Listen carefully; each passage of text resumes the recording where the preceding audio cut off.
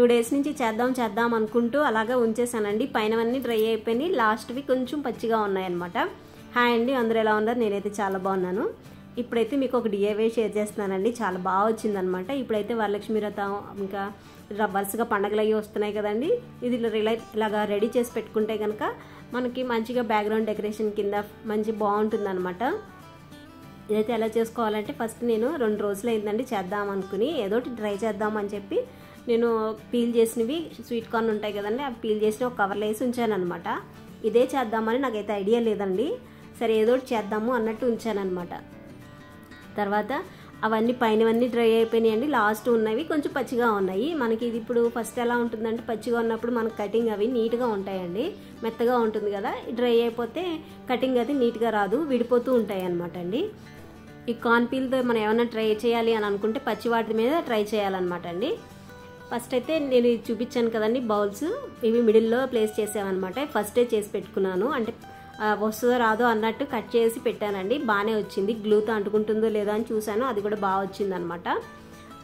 Middle పోర్షన్లో ఉంటాయి కదండి అవి అనమాట. నేను నెక్స్ట్ చూపిస్తానండి తర్వాత దీనికి నేను 2 కలర్స్ తీసుకున్నానండి. గోల్డ్ ఒకటి, రెడ్ కలర్ ఒకటి. అంటే మనం ఇప్పుడు ఏదైనా ఫ్లవర్ అంటే రెడ్ కలర్లో ఉంటుంది కదండి, అందుకోసమని రెడ్ కలర్ తీసుకున్నాను అనమాట.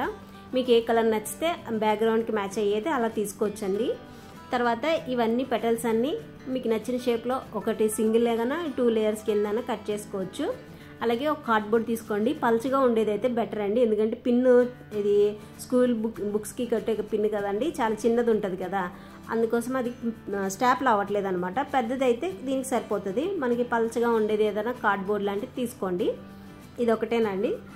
ఇంకా ఫస్ట్ అయితే వీటిని తీసుకుని మజ్జిగ ఫోల్డ్ చేసుకొని కట్ చేసుకోవడం అండి పెటల్ షేప్లో. మనకి ఒకదానికి 2 పెటల్స్ వస్తాయి అన్నమాట అండి. దాన్ని అలా కుచ్చుల్లా చేసేసుకుని అదిగోండి కింద చూసారా, కింద విడిపోతుంది కదండి. మనం పచ్చి మీద కట్ చేస్తే అలా విడిపోవన్నమాట. అందుకని చెప్తున్నానండి, ఎవరైనా ట్రై చేసేవాళ్ళంటే ఫస్టే ట్రై చేసేయండి. చాలా బాగా వస్తుంది, నీట్గా కూడా ఉంది. అసలు న్యాచురల్ ఫ్లవర్ లాగా ఉందన్నమాట. ఇంత బాగా వస్తుందని నేను అస్సలు ఎక్స్పెక్ట్ చేయలేదండి. ఫస్ట్ అయితే మిడిల్ పోర్షన్ చూపిస్తున్నాను. ఫస్ట్ ఫోల్డ్ చేసుకొని ఇలాగ కట్స్ ఇచ్చుకోవాలండి. చాలా సన్నగా ఇవ్వాలి, ఎందుకంటే మనకి మంచిగా పెటల్స్ లాగా మధ్యలో ఉంటాయి కదండి పోలెన్స్, అలా వస్తుంది అనమాట.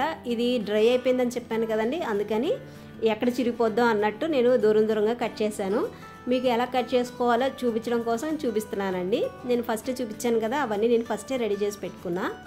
అలా కట్ చేసిన తర్వాత ఫ్యాబ్రిక్ గ్లూ ఉంటుంది కదండి, దాన్ని మొత్తం అంతా స్ప్రెడ్ చేసేసి అంటించేసి మొత్తం అంతా నీట్గా కొంచెం ఎక్కువ అంటించుకోవాలండి, ఎందుకంటే తొందరగా అతుక్కోవట్లేదు అనమాట.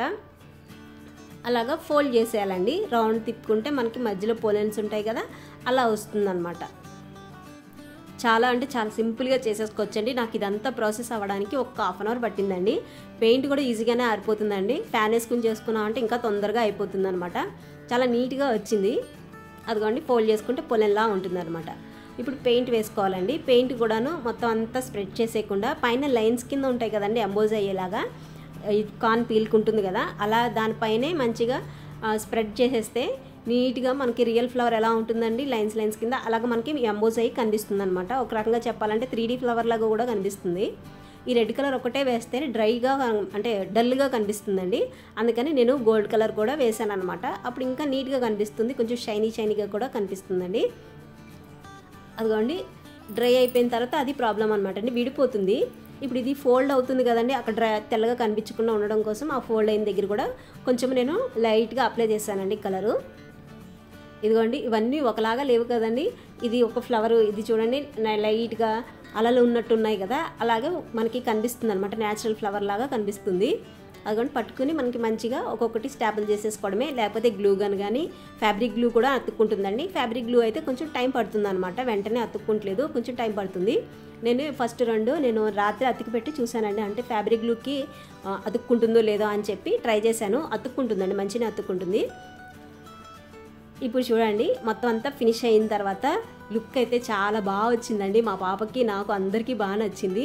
ఇదిగోండి చూడండి ఎంత నీట్గా రియల్గా ఎంత ఫ్లవర్, నిజంగా ఫ్లవర్ తీసుకొచ్చి పెడితే ఎలా ఉంది అలాగే ఉందండి. నాకు మా మేడికి చూపిస్తే ఇది ఫ్లవర్, నిజంగా ఫ్లవర్ తీసుకొచ్చి పెట్టానా అన్నట్టు అనుకుంటుందంటండి. నేను చెప్పే వరకు కనుక్కోలేదన్నమాట. ఎలా ఉందండి, బాగుందా, మీకు నచ్చిందా? ఇదేనండి వాటికి వీడియో నచ్చితే ఒక లైక్ చేసి చిన్న కామెంట్ చేయండి. అంతవరకు ఉంటానండి. Take care and bye bye.